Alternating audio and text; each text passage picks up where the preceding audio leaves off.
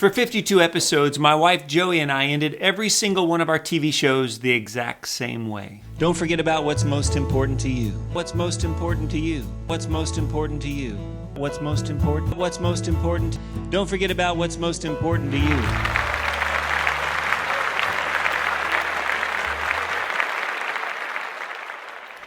We always said the same thing. Don't forget about what's important to you. Now that was an easy thing for my wife Joey to answer. She always seemed to know what was most important. Those things came naturally to her, but for me, it was a little more complicated. For a lot of my life, the only question I could have really honestly answered was, what's important to me right now?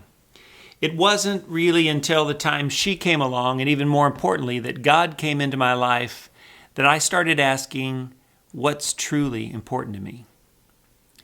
It's taken a good while for me to figure some of those things out.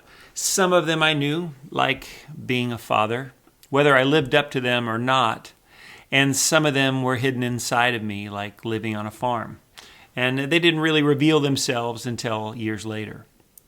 So hopefully, though, what's important to me, if you followed our story for a while or even seen any of our music videos, the TV shows, or especially these vlogs, you already know. I hope the things that are important to me are evident, even if I don't say them out loud. But since we are thinking and talking about it, what are they?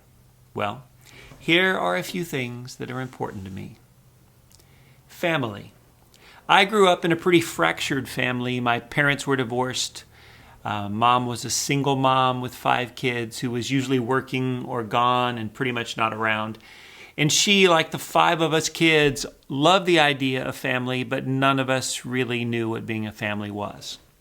Fast forward all this time, and now 2 of my sisters live here on the farm on both sides of me with their families. We have dinners probably 2 or 3 times a week together on the back porch with our kids, and my kid, my little one, plays with their grandkids all the time. And we've come a long, long way on learning how to be a family. It's still a bit of a work in progress, but it means so much to me and to them. Home. I did not have one growing up. I had 100 of them. Places where we stayed for a month or 2, where we caught the school bus for a while, then moved on to another state or another town, another home that wasn't really ours. So I wanted my kids to have a home, their own home, a place where they could build memories that they could come home to when they were grown, and that one day they'd be able to call their own home when I'm gone. And not just a house. It's really about the life in the house and around it that make it home. Faith. Now that's a very, very long journey for me. I wanted to have a strong faith for a long time, but I couldn't quite figure out how to get there. But finally I did. I ultimately just had to open up my hands completely, once and for all. And there it was. I think God, much like my faith, was of course there all along. I just didn't know how or wasn't really brave enough to accept it. But when I did, it made all the difference. Nothing really matters more to me than my faith. It's where really everything else springs from. It's how I met Joey, how we got married on faith. It's how we built our lives together, how we actually even have a music career. It's how Indiana came to be and how we could get through losing Joey not long after that. It's how I move forward. It's how I stand firm on some things and don't move forward. It's how I smile when at times I would probably be crying. It is truly everything to me. Hope. Hope is a big part of my life. It is how I view the world. I see the good in it somehow, all of it. No matter how dark the day, so far anyway, I can somehow see the light, like the little light that's sort of over top of my head. A part of me wakes up every single day seriously and gets out a pen and paper, and I start thinking and writing down, how can I be a better man today than I was yesterday? Children. Now, yes, they are a part of my family that we were talking about, but they are much, much more than that. They are actually me. They will be what's left of me when I'm gone. They are my future, our future, and they're also my joy. I live for them. I have always loved kids, whether it's the neighbors' kids or friends or family members or the kiddos at the schoolhouse. And I now so much love being Indiana's papa. And all the kids at the schoolhouse call me papa too. It is truly a gift to be a father of a 6-year-old when you're 55. It's not a burden. It's truly magic. She somehow wipes away all the tears and the mistakes that I've made, gives me a chance to be a better father today than I was yesterday. The farm. It's not actually the farm. It's not the buildings, not the garden or the animals. It's really the opportunity to have a little bit of elbow room, to grow a garden, raise some animals, and try to fill our fridge and our freezer without going to a grocery store.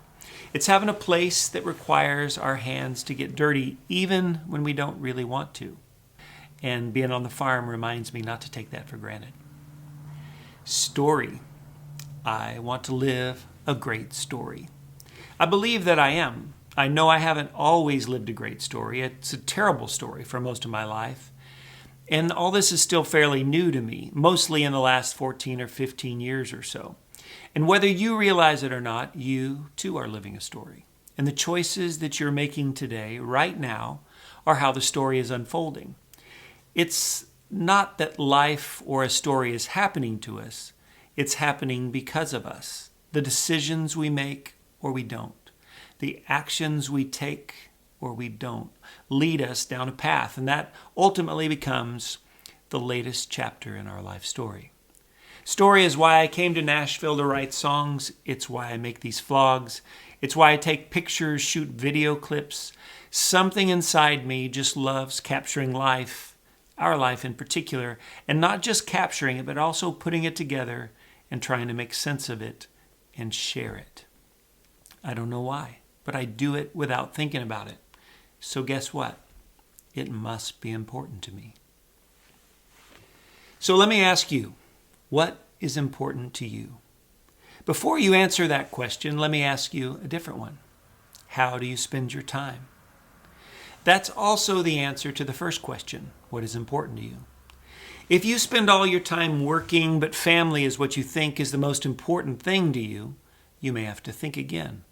And similarly, if your house is cluttered with lots of new things, and there's a steady stream of Amazon boxes being dropped off at your door, but the simple things in life are what you think are the most important, again, maybe you want to reevaluate what's important.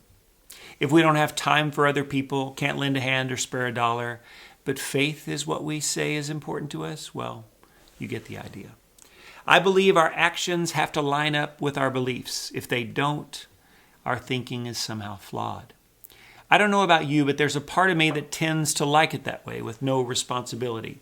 I like the idea that I'm a terrific family man, but when I lie down at night and I think about how much quality time I'm actually spent with my family, sometimes I'm convicted.